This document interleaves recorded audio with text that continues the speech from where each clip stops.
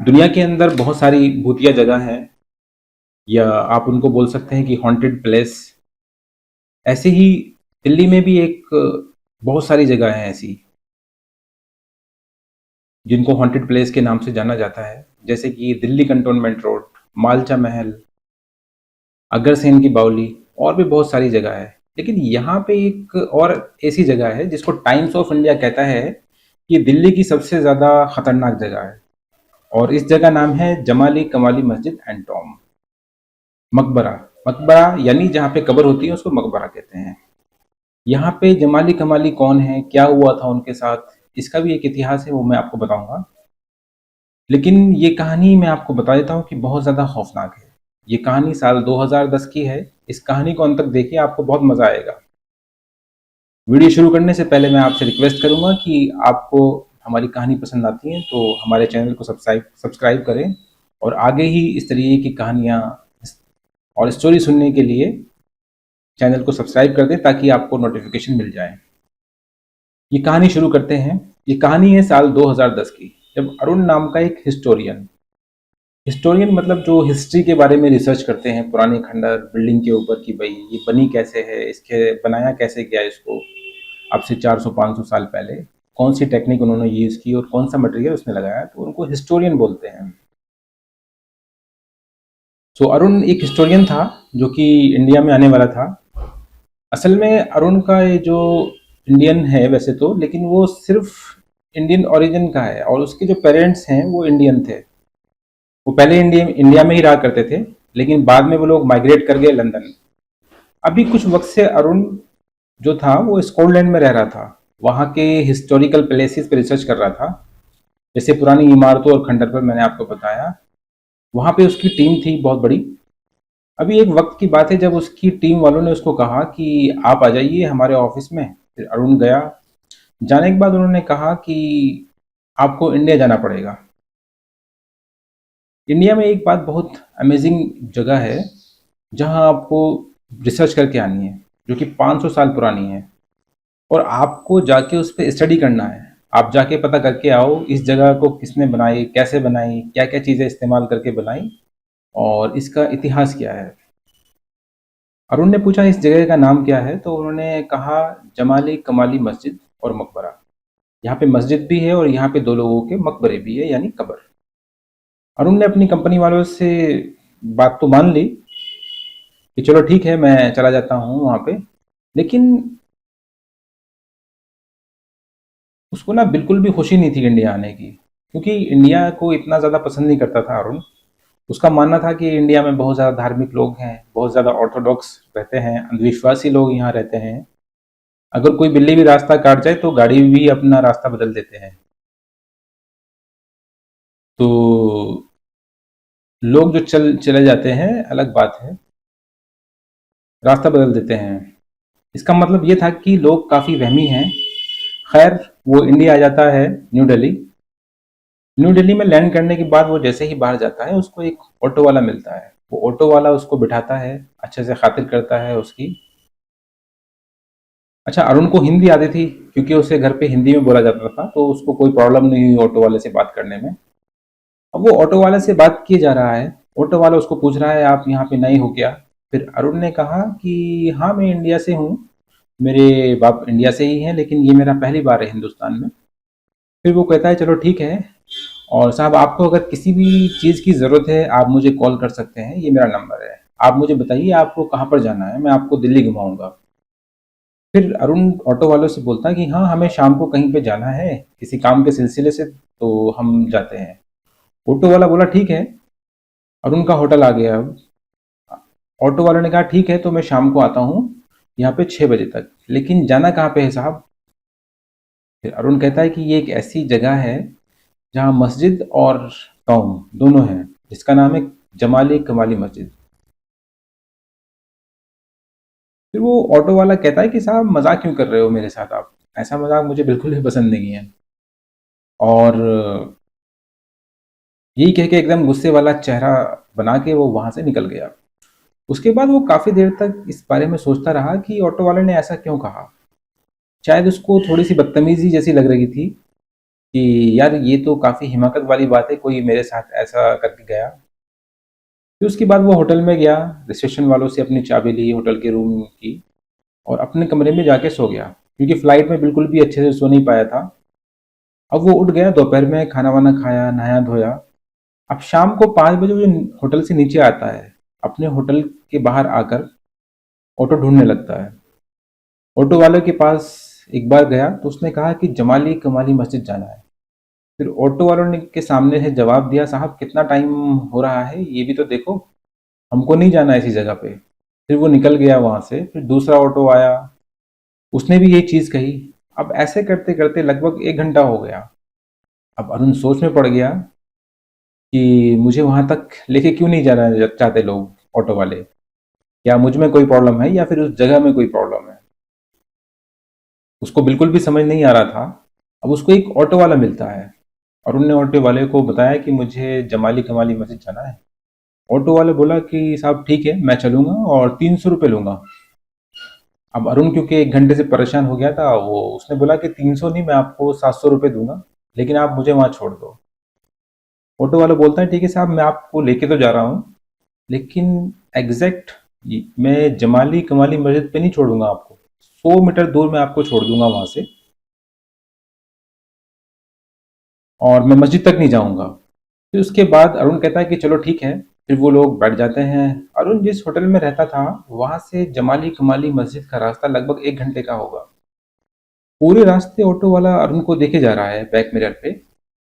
वो उसको पूछता है कि साहब आपको पता है ना कि अभी कितना टाइम हो रहा है? फिर अरुण कहता है कि हाँ, मुझे पता है कितना टाइम हो रहा है। ऑटो वाला कहता है कि साहब अभी तो 6 बज रहे हैं। एएसआई, एएसआई यानी आर्कियोलॉजी सर्वे ऑफ इंडिया, जिसके अंडर में जितने भी मोनूमेंट्स हैं और जितने भी मकबरे, पुरानी बिल्डिंग्स हैं, एएसआई उनकी देखभाल करता है। तो ऑटो वाले बोलता है एएसआई वाले शाम को बंद कर देते हैं इस जगह को, कोई भी अंदर नहीं जा सकता।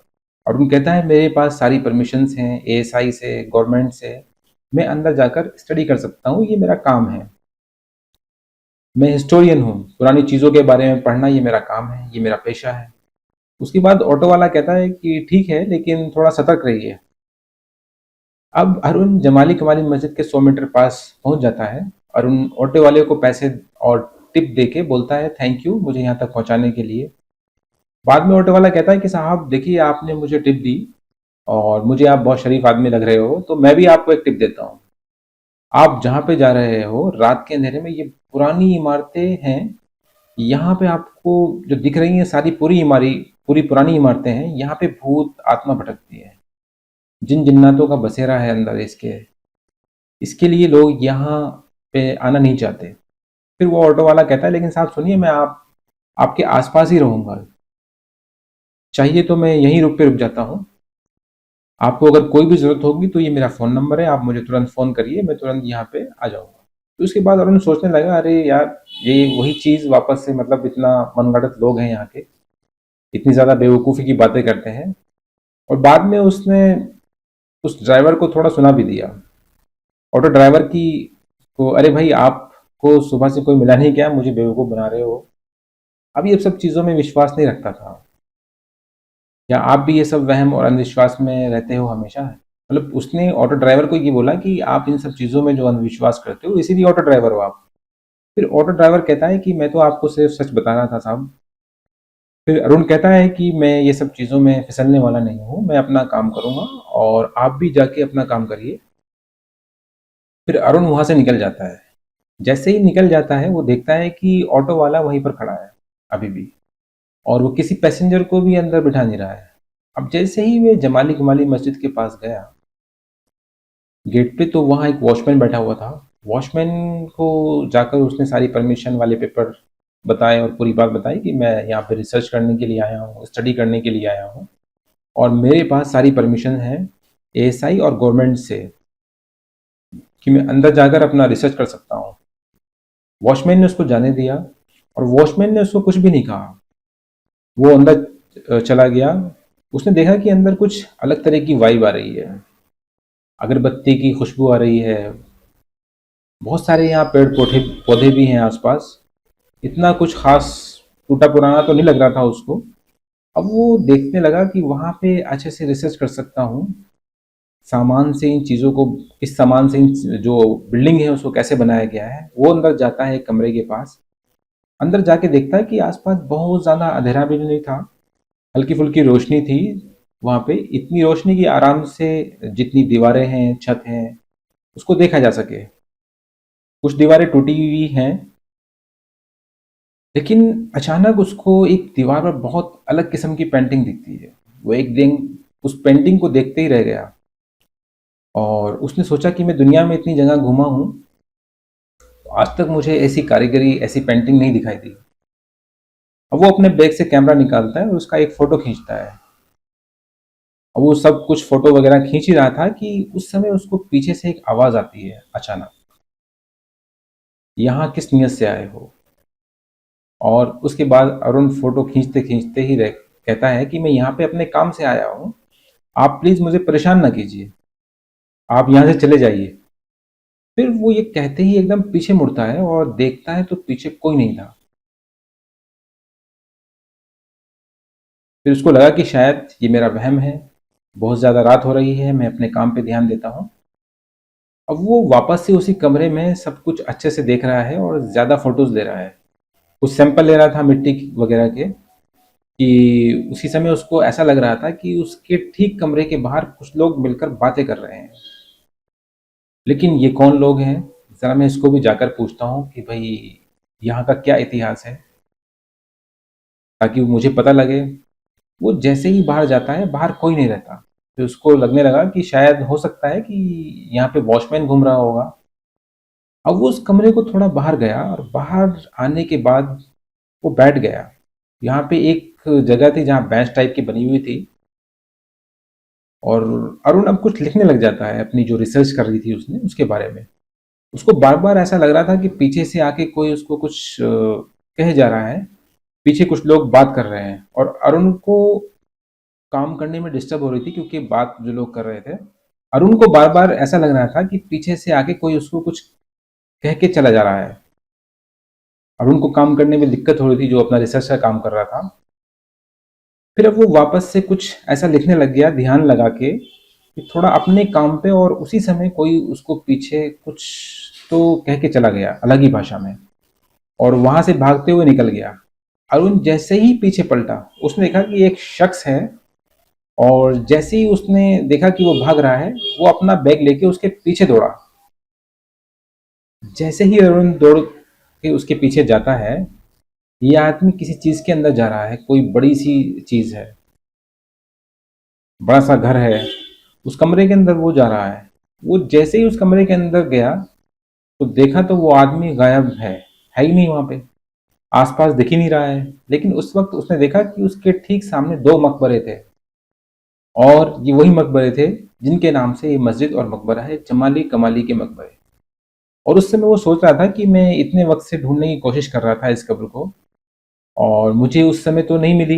इस जगह पर शायद मैं आके भी चला गया, मुझे दिखाई नहीं दी ये कैसे हो सकता है। लेकिन अभी अरुण को थोड़ा अलग ही लग रहा था। उस कमरे के अंदर से एकदम ठंडी हवाएं चल रही थी, बहुत ज़्यादा ठंडी हवा।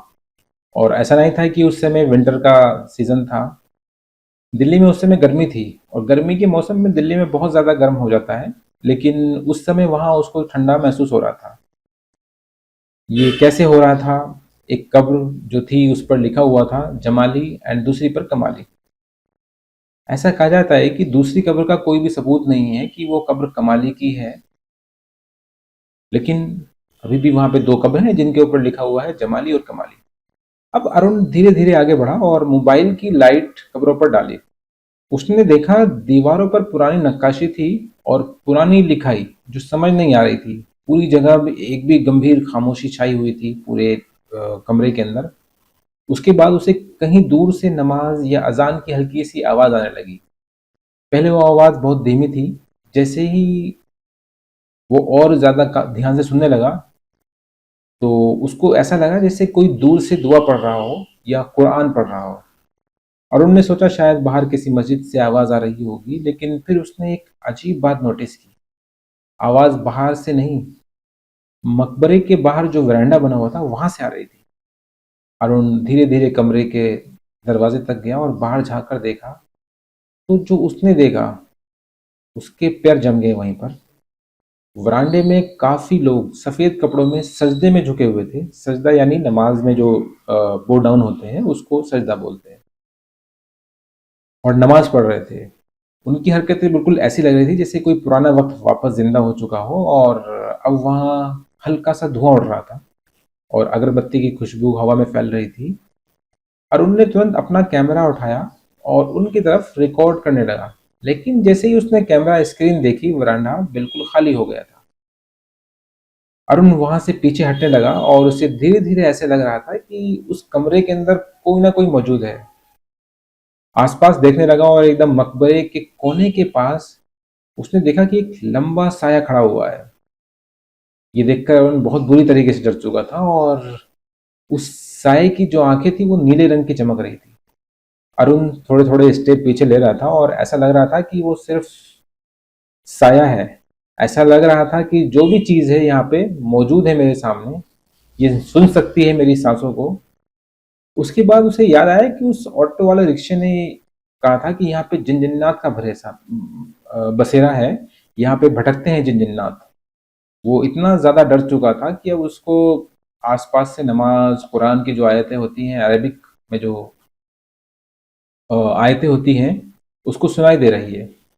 उस समय ऐसा लग रहा था कि भाई ये क्या हो रहा है अचानक से मेरे साथ, लेकिन अभी वो जो आयतें वो उसको सुनाई दे रही थी अरबिक लैंग्वेज में, वो अब उसी कमरे से उसको सुनाई दे रही थी। फिर उसने आंखें बंद कर ली। फिर थोड़े वक्त के बाद उसने अपनी आंखें खोली और जो उसने देखा वो देखकर उसके पाँव के नीचे से जमीन खिसक गई।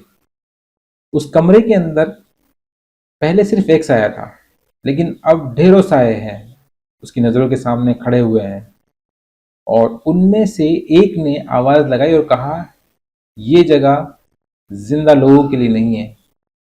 अब अरुण ये वाली बात सुन के बहुत ज़्यादा घबरा चुका था। ये सारी चीज़ें देखकर उसके नज़रों के सामने जिन्नातों की एक पूरी जमात खड़ी थी। अब ये सब कुछ देखकर उसको एक चीज़ का पता चल गया कि उसे ऐसी जगहों पर काम अभी बिल्कुल नहीं करना चाहिए रात में। उसके बाद वो जल्दी से उस मकबरे से बाहर निकला, सीढ़ियों से नीचे उतरा। वो जैसे ही नीचे उतरा, अब वो दौड़ने लगा, उस गेट के पास गया। जैसे ही दौड़ने लगा और उसने पीछे मुड़कर देखा, तो अब वरांडा पूरी तरीके से खाली था। ना कोई आवाज आ रही थी, ना कोई दिख रहा था। सिर्फ और सिर्फ अगर कोई चीज चल रही थी, वो सिर्फ ठंडी हवाएं वहां चल रही थी। अब जैसे तैसे करके अरुण ने गेट को पार किया। गेट को पार करने के बाद वो वॉचमैन एक बार उसको देख के खड़ा हो गया कि सर क्या हुआ आपको। उसने वॉचमैन को इग्नोर किया और उसको ठीक सामने एक ऑटो खड़ी थी। जल्दी से जाके उस ड्राइवर को उठाने की कोशिश की। उठो भैया, मुझे यहाँ से निकलना है। और ये वही ड्राइवर था जो उसको यहाँ तक लेके आया था। उसने कहा कि भैया मुझे यहाँ से आप ले चलो, मुझे यहाँ से निकलना है। फिर उस ऑटो वाले ने कहा कि मुझे पता है आपको यहाँ से निकलना है, मैं यहाँ पर आपको लेकर आया था और मैंने आपको कहा था कि आसपास ही रहूंगा यहाँ पे। मुझे पता था कि कोई नहीं झेल सकता जमाली गमाली मस्जिद को। हर कोई यहाँ पे अपनी रात नहीं काट सकता, लोग यहाँ पे अपने दिन नहीं काट पाते, तो रात की तो बात अलग ही है। तो आइए बैठिए, मैं आपको आपके होटल छोड़ देता हूँ। अब अरुण इंडिया से जाने ही वाला था अपने घर, लंदन वापस। तो उस समय उसने सोचा कि चलो एक बार मैं वीडियोस देख लेता हूँ जो मैंने यहाँ पे रिकॉर्ड की है, स्टडी की है। क्योंकि मैंने जो सब चीज़ें लाइव देखी है वहाँ पे, वीडियो में भी देखता हूँ मैं अब कैसा मंजर था वहाँ पे। उसने ये सब देखा कि फोटोज में जो सिर्फ जो है सफ़ेद कलर दिखाई दे रहा है, कोई भी वीडियो नहीं बन रही है। अब ये बात भी अजीब कि वीडियो तो उसने बनाई, फोटोज दी, लेकिन सिर्फ सफ़ेद कलर की, वाइट कलर की स्क्रीन दिखाई दे रही है और कुछ भी उसको दिखाई नहीं दे रहा है। उसने कहा कि मैं तो पूरी जमात को देखा था यहाँ पे जिन्नातों की, पर ऐसे कैसे हो सकता है कि वीडियो में कुछ भी नहीं है। उस समय तक उसने फिर रिकॉर्डिंग को ऐसे ही छोड़ दिया। फिर वो थोड़ी देर के लिए बाहर चला गया अपने कमरे के। फिर उसने देखा कि रिकॉर्डिंग चल रही है अभी भी। वो अंदर गया और उसने सुना कि अभी आयतों की आवाज़ आने लग रही थी रिकॉर्डिंग में। वो वापस आया कमरे में और उसने देखा कि क्या है यहाँ पे। तो वाकई में वो जिन्नातों की आवाज़ें वो सुन रहा था अच्छे से, कि यहाँ पर जिन्नात रहते हैं, उनकी आवाज़ें मैंने सुनी थी और वही यहाँ रिकॉर्ड हुई हैं। तो इतना ज़्यादा डर चुका था अरुण, अपना वीडियो रिकॉर्डर बंद कर दिया। उस दिन के बाद अरुण वापस से कभी इंडिया नहीं आया, यहाँ से सीधा लंदन चला गया। उसने अपनी जो फाइल बनाई थी उसको मैगजीन के लिए उसने पूरी कंप्लीट कर दी और अपनी रिसर्च रिपोर्ट को लास्ट पेज में उसने एक चीज़ लिखी थी, जमाली कमाली का मकबरा सिर्फ एक पुरानी इमारत नहीं बल्कि एक ऐसी जगह है जहाँ कुछ आवाज़ें भी ख़त्म नहीं होती। आज भी कुछ लोग कहते हैं कि अगर कोई वहाँ पर जाता है, कैमरे का इस्तेमाल करता है, तो उस पर ब्लैक स्क्रीन आती है, यानी कोई भी फोटो नहीं आता। कभी कभार लोग अगर यहाँ शाम के वक्त निकलते हैं आसपास से, तो सन सेट होने के बाद, यानी सूरज छुपने के बाद, उसको बोलते हैं अरबी में मगरिब का टाइम, यानी मगरिब की नमाज। तो लोग आपस में बात करते हैं कि यहाँ पे नमाज पढ़ने की आवाज़ें आती हैं, जबकि कोई अंदर होता नहीं है। 6 बजे के बाद एएसआई अलाउड नहीं करती अंदर जाने के लिए, यानी अंधेरे से पहले पहले ही आप वहाँ पे विजिट कर सकते हैं। लेकिन फिर भी नमाजों की अंदर से आवाज़ आती है। लोगों का कहना है कि ये कोई नहीं बल्कि जिन्नातों की आवाज़ें हैं जो हमें सुनाई देती हैं। आज भी ऐसा लगता है कि वहाँ पे ढेरों सारे जिन्नात रहते हैं, पूरी मजलिस रहती है वहाँ। तो गाइज, इस कहानी से बस यही था आज की कहानी, और उम्मीद करता हूँ आपको अच्छी लगी होगी। और अगर आपको मेरी कहानी अच्छी लगी है तो हमारे चैनल को सब्सक्राइब कीजिए, वीडियो को लाइक कीजिए, शेयर कीजिए। Thank you so much.